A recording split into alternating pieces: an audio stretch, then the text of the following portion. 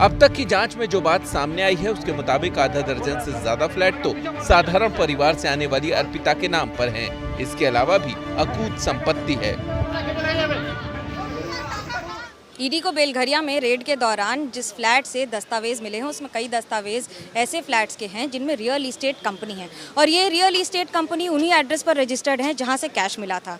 अब ईडी इस बात की जांच करने की कोशिश कर रही है कि इसका लिंक क्या इसी घोटाले से है या फिर उसी घोटाले का पैसा इन रियल इस्टेट कंपनियों में निवेश किया गया है। सूत्रों के मुताबिक बरामद दस्तावेजों में कई निदेशकों के नाम मिले हैं। इनमें विश्वजीत रॉय, देवाशीष देवनाथ और अंतिम गोस्वामी का नाम शामिल है। ईडी की टीम इनकी तलाश में जुट गई है। ईडी ने पार्थ चैटर्जी और अर्पिता मुखर्जी से गुरुवार को मैराथन सवाल जवाब किए। दोनों से सवाल जवाब अलग हुए। उसी के दौरान पता लगा कि एक फ्लैट है बेलघरिया में जिसको बाद में ले जाकर वहां पर पहले जांच की गई और उसके बाद उस फ्लैट को सील भी कर दिया गया। यही वो फ्लैट है जहां से कई अहम दस्तावेज भी मिले हैं। ये तस्वीरें कोलकाता के उस रॉयल रेजिडेंसी की हैं जहां गुरुवार को ईडी ने छापेमारी की थी। इस बिल्डिंग में B404 अर्पिता का फ्लैट है। हालांकि पड़ोसियों की छापेमारी के बाद ही पता चला कि फ्लैट कैश क्वीन अर्पिता का है।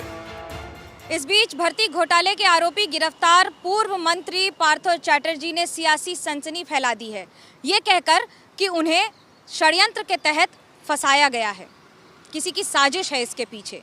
तो वहीं यही बात अर्पिता मुखर्जी भी कह चुकी हैं कि उन्हें अब इस पैसे के बारे में पता ही नहीं है जो उनके फ्लैट से मिले हैं।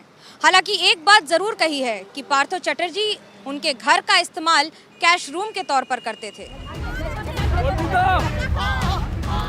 झूठ कौन बोल रहा है और सच्चाई क्या है ये तो जांच के बाद साफ होगा। लेकिन सबसे बड़ी सच्चाई यही है कि 50 करोड़ का ये कैश चीख चीख कर कह रहा है कि एक घोटाले का है।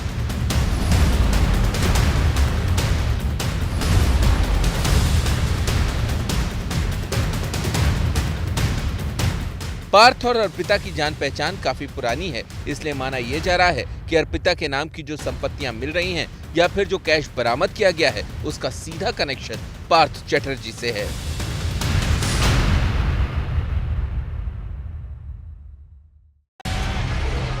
लेकिन पहली बार इस मुद्दे पर मुंह खोलने वाले पार्थ फंसाने की बात कहने लगे हैं।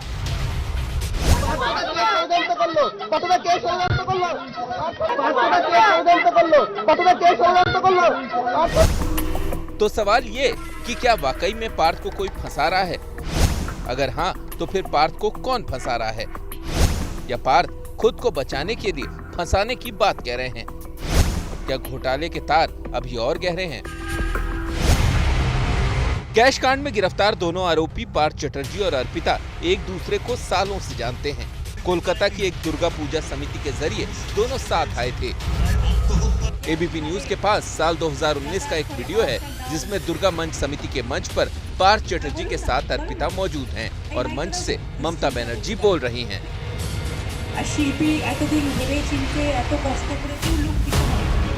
ममता यहाँ अपने मुंह से अर्पिता का भी नाम लेती हैं।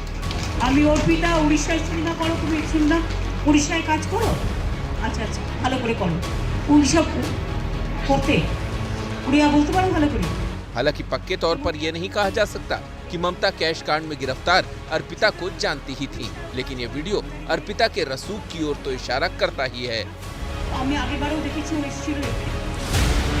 अब सवाल ये कि अर्पिता कैश कांड में सिर्फ मोहरा भर थी या फिर कैश कांड की असली क्वीन वही है। जहां तक पार्थ चैटर्जी का सवाल है तो उन्हें बंगाल की सियासत में ममता बनर्जी के बाद दूसरा सबसे ताकतवर नेता माना जाता रहा है। कैश कांड के खुलासे के बाद ममता ने पहले उन्हें मंत्रिमंडल से बर्खास्त किया, फिर पार्टी के पदों से भी हटा दिया।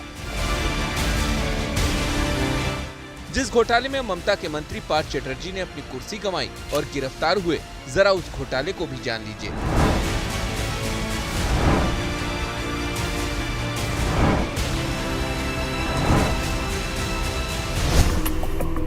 2016 में स्कूल सेवा आयोग ने शिक्षकों की भर्ती की परीक्षा ली।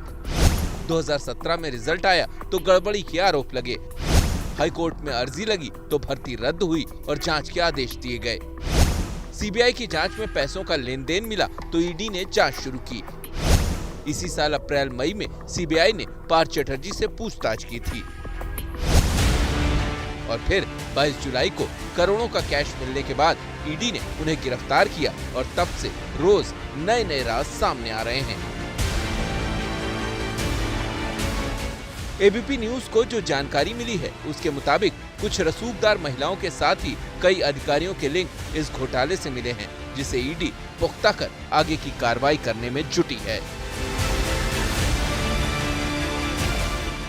कैश कांड में मुझे जो जानकारी मिली है उसके मुताबिक अब इस मामले की जांच में आयकर विभाग और डीआरआई की भी एंट्री हो सकती है। साथ ही इस मामले में ब्लैक मनी एक्ट के तहत भी मुकदमा दर्ज किया जा सकता है।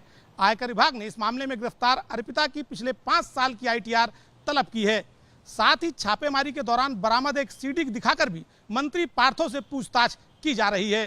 सूत्रों का कहना है कि अब तक की जांच के दौरान पता चला है कि इस मामले में घूस की रकम नीचे से लेकर ऊपर तक जाती थी। ये हैं शर्मा जी, जो रात का खाना और देश दुनिया की सुर्खियां दोनों लेते हैं सुमित अवस्थी के साथ। अब ये हैं इनके पड़ोसी बनर्जी साहब। मिष्टी दोई खाते खाते पूरा बंगाल जान लेते हैं सुमन दे के साथ। इनकी तरह आप भी देखें अपने फेवरेट न्यूज एंकर को एक ही ऐप पर और डाउनलोड कीजिए एबीपी लाइव ऐप अपने स्मार्ट टीवी पर।